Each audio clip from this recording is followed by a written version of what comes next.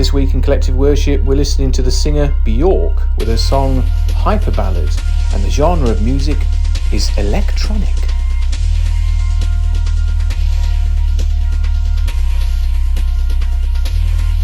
We live on a mountain, right at the top. This beautiful view from the top of this mountain.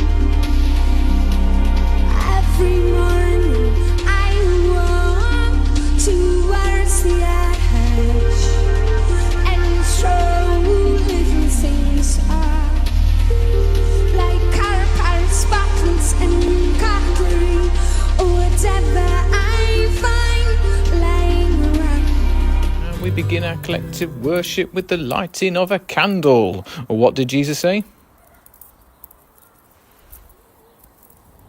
Good morning, everyone. Tomorrow, in America, is Independence Day. This is America. They're on the other side of the world to us. We share quite a lot with America. We share our language. We share some of our history. But what is Independence Day?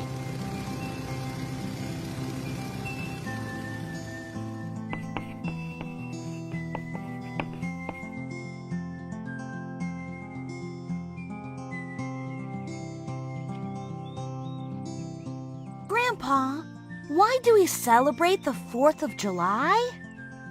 Well, you see, July 4th, 1776 was a very special day in America. 1776? That sure was a long time ago. So, what makes that day so special? This was the first Independence Day in America. Independence? What does that mean? Independence means freedom. For many years, American colonies were ruled by British leaders. They had to do what the British rulers told them to do. They could not make up their own laws. Congress leaders wanted to change this.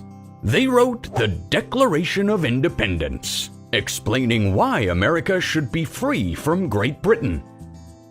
On July 4, 1776, the Declaration of Independence was approved by Congress.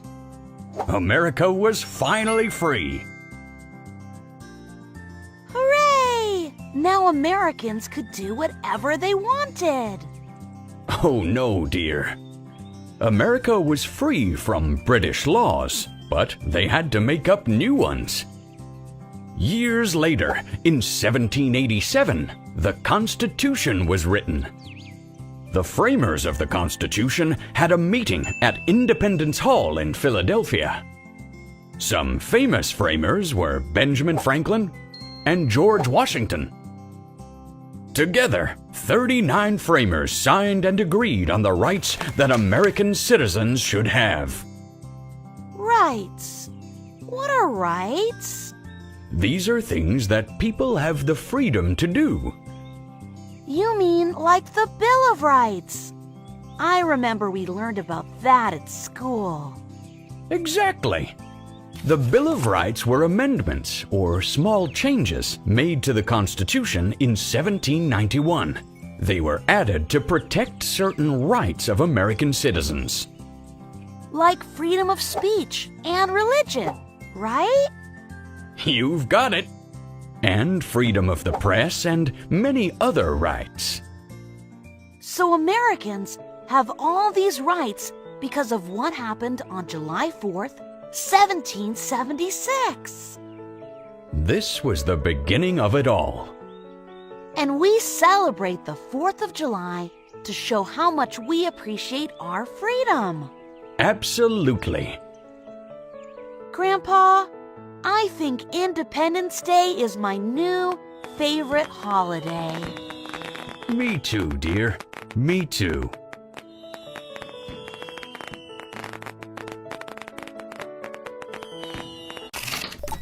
It reminds me of one of our British values, individual liberty. What is individual liberty. We all have our own dreams.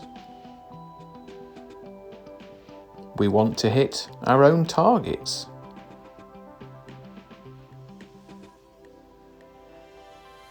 We are free to find our own challenges and achieve our own victories.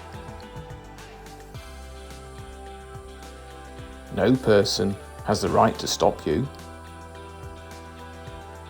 from achieving what you want to achieve. You have the right to think of your own ideas,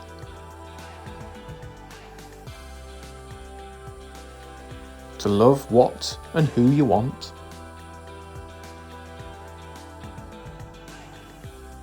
and be the star you want to be. But you don't have the right to take others' freedom. Each person's freedom must be protected. Individual liberty lets us all make our own choices. Let's see how many of those British values that you can remember. Let's have a recap first though. And a great way of remembering the British values is with our hands. Okay, let's start with a hand. Little finger, little one, me, you. Individual liberty. This one, the ring finger, the wedding finger, mutual respect. The tall one, pointing up to God, tolerance of different cultures and religions. This one, the one for pointing and picking your nose, the rule of law. And then the thumb, for thumbs up, thumbs down, democracy. British values. And here are the values again. Individual liberty, mutual respect, tolerance of different cultures and religions, rule of law, and democracy. Let's see if you can remember those British values. I'm going to hold up my hand, I'm going to point to a finger, and you've got to say which British value it is. Ready? This one? This one? This one? This one? This one? Oh, let's try again. Come on. This one? This one? This one? This one? And this one. All right. Okay, have a look here. See how many of you got them right. Did you get them? Well done if you did. So, freedom is really important. This is Moses, who was an Israelite born in Egypt in a time when Israelite boys were not supposed to live. Wait, huh? Moses, however, grew up in the palace of the Pharaoh, the very man who was enslaving the Israelite people. When Moses grew up, he made a big mistake. Uh-oh. So Moses ran away from Egypt Wow! to the land of Midian. Ah. After many years, an angel of the Lord appeared to Moses and told him to go back to Egypt to free the Israelites. After much protesting, God granted Moses his brother Aaron to speak on his behalf. Phew. So Moses went to Egypt. And on his way there, he met Aaron, who was ready to do whatever God wanted him to do. The Israelites were slaves to the Egyptians, but God had a special plan for Moses. Hey, everyone up.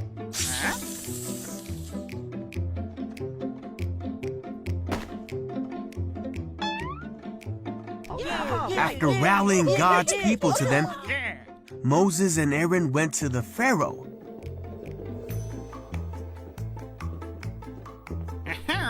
And said, "This is what the Lord, the God of Israel, has said.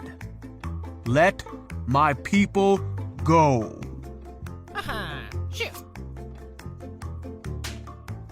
And Pharaoh made the Israelites work harder because of this. Hey, how are you?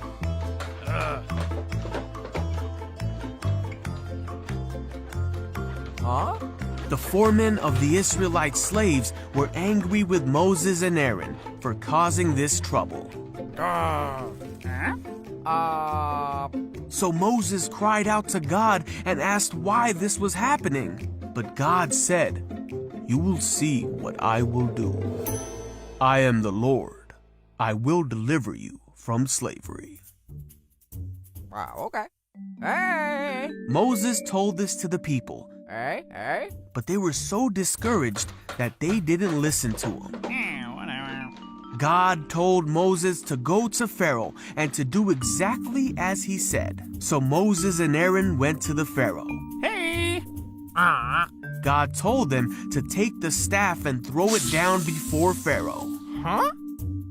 Pharaoh was not impressed. He called his wise men and sorcerers, and they did the same thing. Ooga, ooga.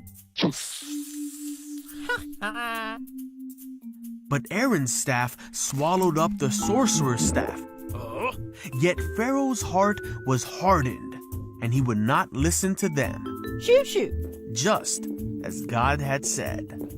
Then the Lord said to Moses, "Go to the banks of the Nile River and meet Pharaoh." Hey, Pharaoh. Oh, man. Moses and Aaron did just as God had said. Oh. But again, Pharaoh's magicians did the same miracle, and Pharaoh refused to let God's people go. So God sent 9 more plagues to Egypt to show his power.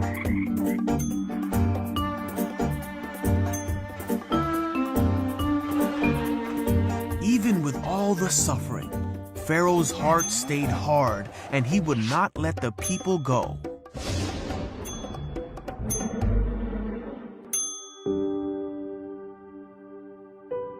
On the night of the last plague, Pharaoh woke up and heard a great cry in Egypt, Oh, no. for there was not a house in Egypt where someone was not dead. Pharaoh summoned Moses and Aaron and told them to be gone with the Israelites. So the Israelites left Egypt immediately and made their way to the Promised Land, taking with them many riches from Egypt, and they took Joseph's bones as they had promised him many years before. But after they had gone, Pharaoh changed his mind and readied his army to take back the Israelites. When the Israelites saw Pharaoh and his armies come, they were terrified. But God made a way for them. Through all of this, the Israelites saw the great power of their God, the one true God, and they put their trust in Moses, his servant. Time for a prayer. And if you'd like this prayer to be your prayer assignment at the end, you're welcome to look at the candle flame where you can put your hands and your eyes together. Help us to see your grace all around us today. Amen. Well, that concludes our collective worship for today. Remember, work hard, be kind, look after yourselves, and I'll see you around school.